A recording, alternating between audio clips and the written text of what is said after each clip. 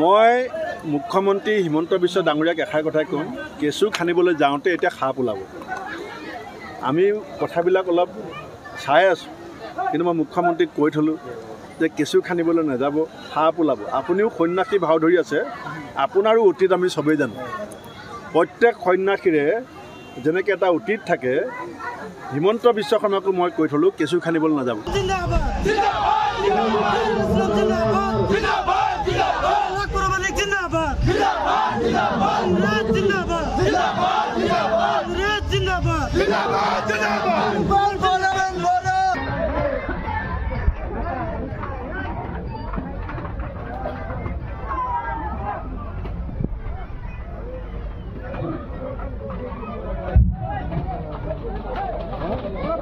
सरकार smart meter नाई, बिहारत बीजेपीर सम्मिलित सरकार स्मार्ट मीटर नाई, दुखिया कृषक गरीब श्रमिকক लुटपाट कर लुंठन কৰিবৰ কাৰণে আমাৰ অনুমতি নোলোৱাকে আজি আমাৰ ঘৰত স্মাৰ্ট মিটাৰ লগাই পেলাই আমাক যেটো শোষণ কৰিছে, এই শোষণৰ বিৰুদ্ধে আমি যদি পৰহি লৈ প্ৰতিবাদ নকৰোঁ, আমি যদি কংগ্ৰেছ দলৰ এই সংগ্ৰামখনত হাতৰ চিনত ভোট দি পেলাই যদি শক্তিশালী নকৰোঁ, তেতিয়া হিমন্ত বিশ্বৰ এই লুণ্ঠনৰ সাম্ৰাজ্য আৰু ডাঙৰ হ'ব আৰু শক্তিশালী হ'ব।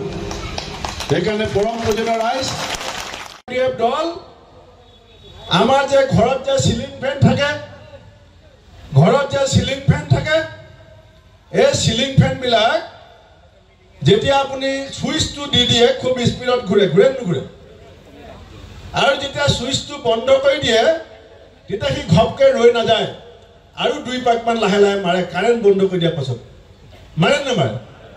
এতিয়া AIDF দলক আগতে বঙাইগাঁও, বৰপেটা, ধুবুৰী, মানকাছাৰৰ মানুহে সুইচ দিছিলে, খুব স্পীডত ঘূৰিছিলে। তাৰ পাছত যোৱা MP ইলেকশ্যনত সুইচটো 10 লাখ ভোটত বন্ধ কৰি দিলে। বন্ধ কৰাৰ পাছত এতিয়া এই যে ফেনখনৰ সুইচটো বন্ধ হৈ গ'ল, বন্ধ হোৱাৰ পাছত যে এপাক দুপাক ঘূৰে, এতিয়া ইয়াত এই তলা চাবি লৈ পেলাই একপাক দুইপাক ঘূৰি আছে। কাৰেণ্ট নাই, কাৰেণ্ট গ'ল, কাৰেণ্ট MP ইলেকশ্যনতে গ'ল, কিন্তু কাৰেণ্ট লাইন কাটি দিয়াৰ পাছতো স্পীডত ঘূৰি থকা ফেনটো সুইচটো অফ কৰিলেও এপাক দুপাক যেনেকৈ মাৰে, আজি মই আহিছোঁ বুলি গম পাই এইফালে AIDF একপাক মাৰিছে। এইটো চিন্তা কৰিব নালাগে, আজমল সাহেব অলৰেডি ৰিটায়াৰমেণ্ট লৈছে, তেওঁৰ লগত থকা মানুহে জানে তেওঁ এতিয়া ধৰ্মত লাগিছে, এইবিলাক কামৰ ৰাজনীতিত তেওঁ এতিয়া নালাগে। বঙাইগাঁও জিলাত মোৰ কেইখনমান সভা আছে, এইখন প্ৰথম সভা। যি ধৰণে ইমান ভৰ দুপৰীয়া গৰমৰ মাজত সাধাৰণ ৰাইজ, যুৱক যুৱতীসকল ওলাই আহিছে, আমি অত্যন্ত আশাবাদী। প্ৰথম পৰ্যায়টো আমাৰ যথেষ্ট ভাল হৈছে, কিন্তু দ্বিতীয় পৰ্যায়ত আগতকৈ বেছি ভাল হ'ব। আৰু আপুনি দেখিছে বহুত জেগাত এতিয়া বিজেপি নাই, বিজেপিয়ে ইতিমধ্যে নামনি অসমৰ বহুত জেগাত ছত্ৰভংগ দিছে। মুখ্যমন্ত্ৰীয়ে কিছুমান আপোনাৰ কি বুলি কয়, এইটো বেলেগ বেলেগ ৰূপত ছদ্মবেশী বিজেপি এতিয়া ইয়াত ইয়ালৈ পঠিয়াইছে যাতে কংগ্ৰেছৰ ভোট ভাঙিব পাৰে, কংগ্ৰেছক দুৰ্বল কৰিব পাৰে। কিন্তু ৰাইজে সংকল্প লৈছে যে বিজেপিক 26 চনত ক্ষমতাৰ পৰা কেৱল কংগ্ৰেছেহে অপসাৰণ কৰিব পাৰিব। আৰু সেইকাৰণে আমি এই অঞ্চলৰ ৰাইজক কৈছোঁ যে কংগ্ৰেছ দলক শক্তিশালী কৰক।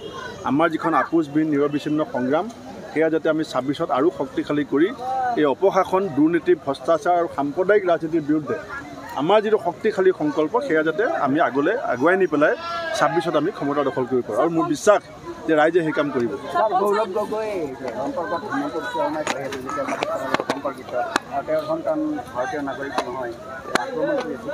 মই মুখ্যমন্ত্ৰী হিমন্ত বিশ্ব ডাঙৰীয়াক এষাৰ কথাই ক'ম, কেঁচু খানিবলৈ যাওঁতে এতিয়া সাপ ওলাব। আমি কথাবিলাক অলপ চাই আছোঁ, কিন্তু মই মুখ্যমন্ত্ৰীক কৈ থলোঁ যে কেঁচু খানিবলৈ নাযাব, সাপ ওলাব। আপুনিও সন্ন্যাসী ভাও ধৰি আছে, আপোনাৰো অতীত আমি চবেই জানো। প্ৰত্যেক সন্ন্যাসীৰে যেনেকৈ এটা অতীত থাকে, হিমন্ত বিশ্ব শৰ্মাকো মই কৈ থলোঁ কেঁচু খানিবলৈ নাযাব। সৰ্বানন্দ সোণোৱাল ডাঙৰীয়াই চাগিলে পাহৰিছে যে আমাৰ কংগ্ৰেছ দল শাসনত থাকোঁতে সেইবিলাক মানুহৰ বিৰুদ্ধে সোণোৱাল ডাঙৰীয়া এখন কিতাপ ওলাইছিল।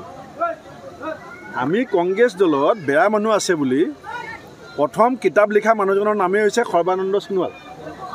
তেখেতে লিখিছিলে যে হিমন্ত বিশ্ব শৰ্মা লুইচ বাৰ্জাৰ আৰু সাৰদা স্কেমত জড়িত, দিল্লীত আৰু দিছপুৰত বিজেপি চৰকাৰ হ'লে তেখেতে এনকুৱাৰী কৰি শাস্তি দিম বুলি কৈছিল। এতিয়া কংগ্ৰেছত থাকোঁতে যিজন মানুহক তেওঁ বেয়া বুলি ক'লে, তেখেতে মুখ্যমন্ত্ৰী হোৱাৰ পিছত সেইজন মানুহকে আঁকোৱালি লৈ চকীখনে এৰি থৈ গুচি গ'ল। গতিকে অনুশোচনা আমি কৰিব লাগিব নে সোণোৱাল ডাঙৰীয়াই কৰিব লাগে? আপুনি কথাটো চিন্তা কৰিব। এতিয়া যদি অসমৰ ৰাজনীতিক গোটেই ক্ষেত্ৰখনত কোনোবা অনুতপ্ত আৰু অনুশোচনা কৰিবলগীয়া মানুহ আছে, সেইজন হৈছে সৰ্বানন্দ সোণোৱাল ডাঙৰীয়া। কাৰণ পাপ তেওঁৰ গাত লাগিছে। কাৰণ তেওঁ অসমৰ মানুহক মিছা কথা ক'লে। তেওঁ কৈছিলে দুৰ্নীতিমুক্ত অসম বনাম, আৰু দুৰ্নীতিৰ আটাইতকৈ ডাঙৰ চৰ্দাৰজন চিনাক্ত কৰিছিলে তেওঁ সোণোৱালে। আৰু দুৰ্নীতিৰ চৰ্দাৰৰ হাততে দেশৰ শাসনভাৰ চমজাই দি এতিয়া তেওঁ আছেগৈ সাগৰৰ পাৰত। গতিকে অনুতপ্ত কোন, অনুশোচনা কাৰ হ'ব লাগে, পাপ কোনে কৰিছে, আপোনালোকে বিশ্লেষণ কৰিব। চাওক, প্ৰথম কথা হৈছে আমি যেতিয়া শাসনত আছিলোঁ তেতিয়া বিজেপি দলে অসমৰ 70% আসনত তেওঁলোকে পঞ্চায়তত প্ৰাৰ্থী দিব পৰা নাছিলে। আপুনি বিজেপিৰ ৰেকৰ্ড উলিয়াবলৈ মই চেলেঞ্জ কৰিছোঁ।